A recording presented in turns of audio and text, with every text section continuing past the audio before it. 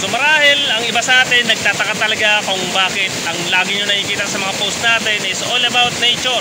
Kasi si Kuya Lakoy po isang katutubong mangyan. Ano po? Kung nakikita ninyo yung nature sa paligid natin, dito sa background natin, ito yung tinatawag na Cantina Waterfalls. Malapit lang ito dito sa community namin, malapit na sa bahay namin. Ano po? Kaya may mga tao doon sa taas, mga kabataang mangyan, kasi dito kami naliligo araw-araw. So tayo mga tribo, wag nating isipin na napakakawawa natin, na tayo ay walang yaman. Actually, nandito sa atin yung yaman ng Mindoro.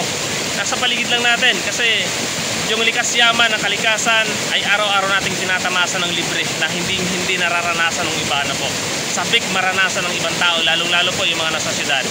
So kaya be thankful mga katribo. Alam ko na marami na rin sa atin na nakapag-aral at edukado, pero meron pa rin sa atin na mga no read no write, katulad ng mga elders natin at saka yung mga bagong sibol na mga kabataan na halos hindi makababa ng bayan po at nananatili sa kabundukan. So isa yan sa mga qualities ng mga katutubo, yung pagiging mahiyain. At ito guys, take note po, hindi po kami nakikipagsiksikan sa mga sikat na tao. Kapag may nakikita mga sikat na tao sa mga syudad o sa mga lugar, hindi po kami nakikipagsiksikan, katulad nung nangyari dyan sa Robinsons Mall, sa Centro Mall dyan sa Calapan, na kung saan sobrang daming discrimination na nakita ko sa comment section. Kaya sana iwasan natin na gamitin yung mangyan para sa kawalang hiyaan naman ng iba. Hindi namin po gawain yan. Hindi namin gawain yung ipahamak at yung kawalang hiyaan ng ibang tao. Ano po? So wag nyo isisi sa amin yung mga ginagawa ninyo, lalo yung mga Tagalonans. Hindi ko nila lahat, pero yung iba talagang hanggang ngayon lutang na lutang pa rin, ramdam na ramdam pa rin namin ang diskriminasyon. 2025 na, digital age na po tayo ngayon. Sana naman magbago na tayo. So nature, pag-usapan natin yung nature.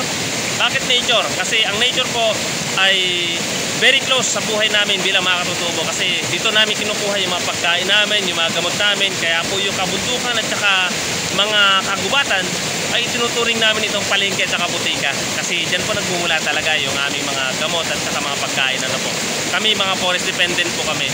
Kaya yung buhay sa syudad, although na pinananabikan namin, gusto rin namin maranasan kahit paano, pero hindi po namin naangkinin yan, kasi hindi po kami mabubuhay dyan, kasi hindi namin kasanayan yung mabuhay dyan sa syudad. Iba yung kasanayan namin. Ang nabubuhay sa syudad usually yung mga marurunong talaga, yung mga nakapag-aral, marunong magnegosyo. So kami dito, kung ano lang yung meron kami dito, hindi namin inaabuso yung kalikasan.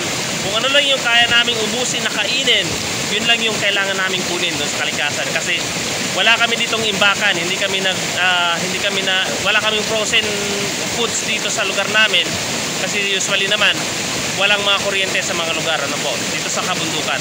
At siyempre hindi rin kami involved doon sa mga gumagamit ng mga gadgets sa ngayon.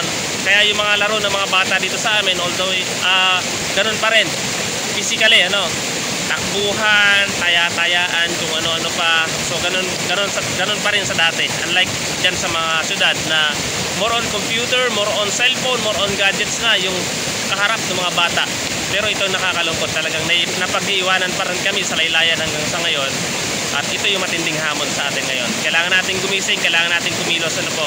At kailangan siguro natin na matuto din yung mga katribo natin, lalo na sa pagdating sa pagnenegosyo, para matutunan din nila kung paano ipaangat yung buhay at estado nila sa buhay po. So hindi tayo mayaman, pero naniniwala ako na meron tayong kakayahan para magawa ito.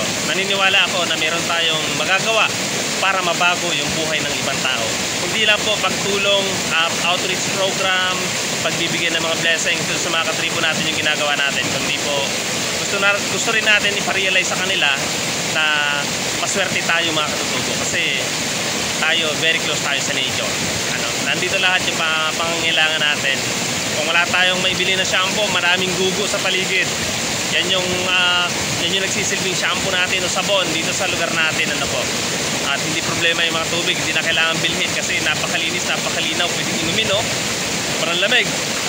Malalaki yung swimming pool namin dito, na yung mga kailugan namin, may bonus pa ng mga waterfalls, kung ano-ano pa, at napakasariwa po ng hangin. Kaya yung mga nature lover dyan, sana mas pahalagahan pa natin ang kalikasan, kasi ang kalikasan ay bahagi ng isa't isa. Lahat ng buhay na may buhay dito sa daigdig ay karugtong ng buhay ng bawat isa sa atin. So Maraming salamat all the way from Oriental Mindoro. Ako po si Kuya Lakoy, isang katutubong mangyan.